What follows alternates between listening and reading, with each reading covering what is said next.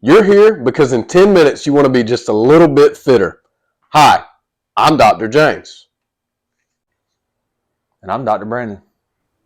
And we are My Performance Docs. This is week 3 of our 6-week exercise program to help you get more fit. Now we're ramping things up a little bit, going with 4 exercises this week. Dr. Brandon, tell them what we're doing today.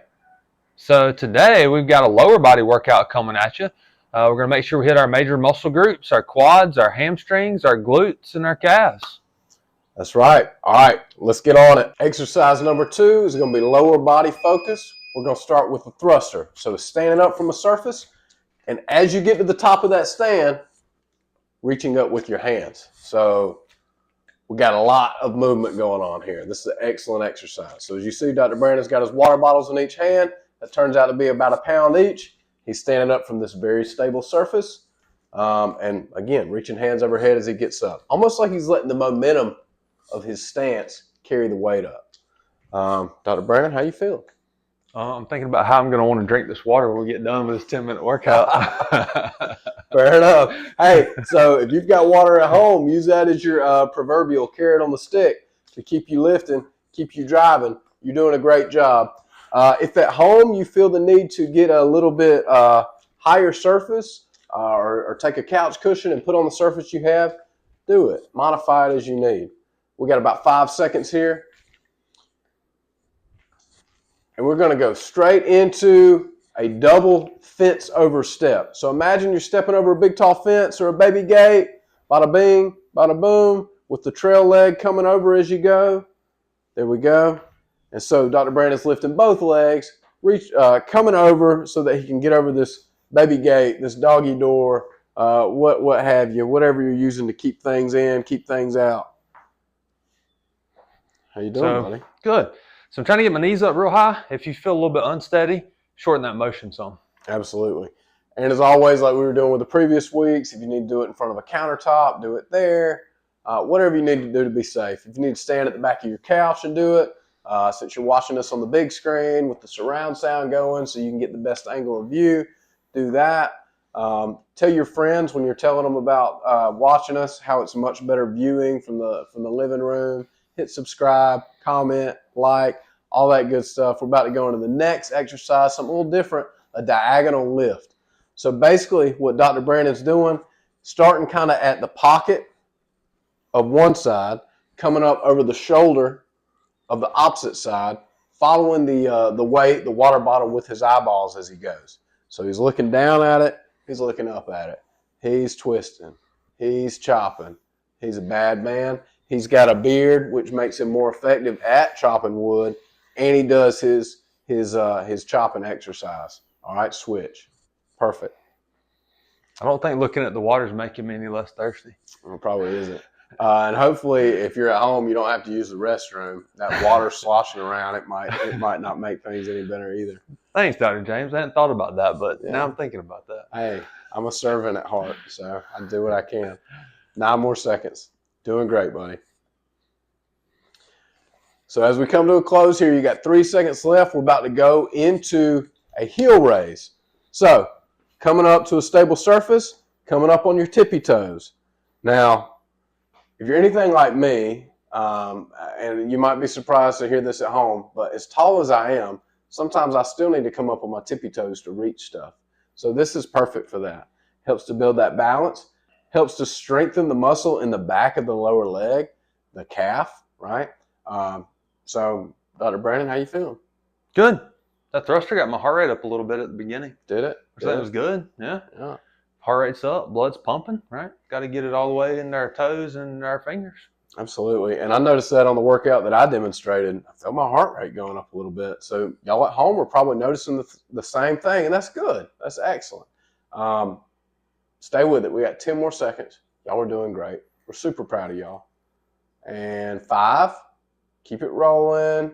Keep it rolling. All right, use your countertop. We're going into a hip extension. Now this one, Dr. Brandon's keeping a straight leg. He's bent at the hips. He's got his stance leg supporting him, and he's just bringing that heel, that moving leg heel, up towards the ceiling. Now this one, I'm going to let Dr. Brandon tell it because he's the one doing it. Where are you feeling this? You feeling it at all yet? I'm feeling it. I feel it here more, my stance leg. Okay. Interestingly enough, even though I got the arm support, but definitely on the right side, feel it in my glute, feel it in my hamstring. Okay, switch.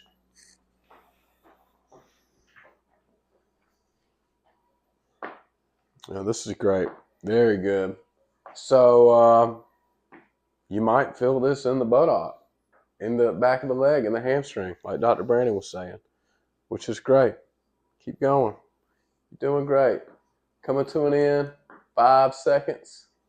We're going to start right back at the top in 2, 1, thrusters. Here we go. So remember, this is the one that gets your heart up a little bit, heart rate up. Good. Perfect. Very, very explosive movement here. A lot of joints moving. Anytime you've got more joints moving and your heart rate gets up, you're burning more calories. Like you're working on your health, you're working on, maybe toning muscles and all, but you're burning more calories for free. And also, I'm going to throw this out, drop a little knowledge bomb. Type 2 diabetes is reversible. And one of the best things we can do to take up free sugar in the blood is perform resistance exercise. Those muscles, when they contract, they take up blood sugar. So keep that in mind. Make sure if you do have type 2 diabetes, you've talked to your doctor about where they want your A1C, and you're doing the right things to keep that where it needs to be. Stay healthy. 3, 2, 1. All right, we're going to those step overs, baby gate step overs. I don't know if any of y'all have little ones at home, but one of the with my youngest, one of like the most I don't want to call it defeating, but it was like a milestone for him that for me it was like, oh, well, now what do we do? Once he started figuring out how to open the baby gate, it was like, man, well, we got all these gates. I guess we got to get rid of them now. So, Hey, this might be stepping over in the tub too. Stepping over the tub, excellent. Yeah, that's super good, super good. I have a lot of patients that tell me from time to time one of their goals is to be able to get back to feeling safe stepping over their big jacuzzi style tub or whatever type of tub it is. But that's an excellent point, Dr. Brandon. Y'all are doing good. 10 seconds.